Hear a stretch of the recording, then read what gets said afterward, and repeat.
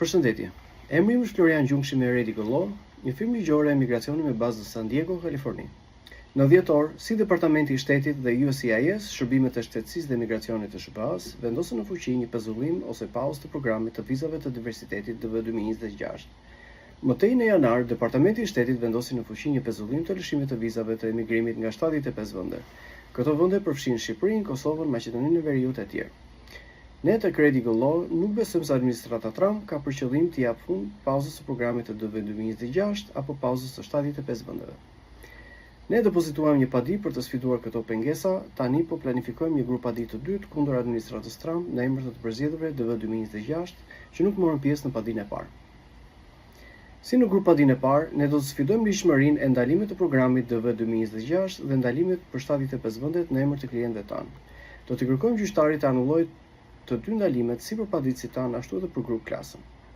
Gjithashtu do të kërkojmë gjykatësit të detyrojë qeverinë të marrë vendime mbi aplikimin e paditësve tanë para 30 shtatorit 2026. Gjithashtu do të paraqesim edhe një kërkesë për certifikimin e padisë kolektive. Për momentin nuk kemi vendosur ende se ku do ta depozitojmë padinë. Disa data të rëndësishme për të mbajtur mend. Afati i fundit për të marrë pjesë në këtë grup padi është 15 qershor 2026.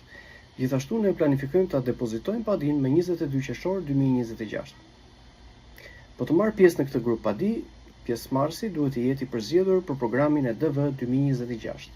Nëse nuk jeni i përzgjedhur për DV 2026, eksploroni faqen tonë të internetit radicalllaw.com për të mësuar rreth mundësive të tjera të grup padive.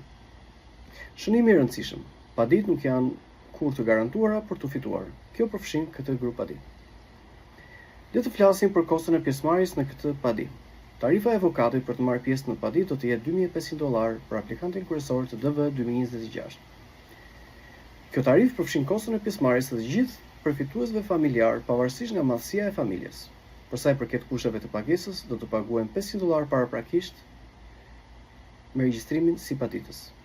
Shuma e mbetur për $2.000 do të paguhet vetëm pas hyrjes në SBA, kurse për të përzgjedhurit e DV 2026, të cilët gjenden në SBA, kjo do të bëhet pas miratimit të formularit I-485. Gjithashtu, pjesa e mbetur e pagesës së avokatit mund të paguhet me kësë mujore për $250 në muaj. Të gjithë pjesëmarrësit në këtë grup padi do të jenë të detyruar të paguajnë pagesën e mbetur pas hyrjes në SBA me vizën e DV 2026 ose pas ajustimit të statusit bazuar në programin e DV 2026. Nëse nuk ndiheni komfort me këtë dispozit, është më mirë të mos merrni pjesë në këtë grup padi. Si të merrni pjesë në këtë padi? Të përzgjedhurit e DV 2026 mund të regjistrohen si paditës dhe të bëjnë pagesën fillestare nga faqja jonë e internetit radicalllaw.com. Faleminderit për vëmendjen.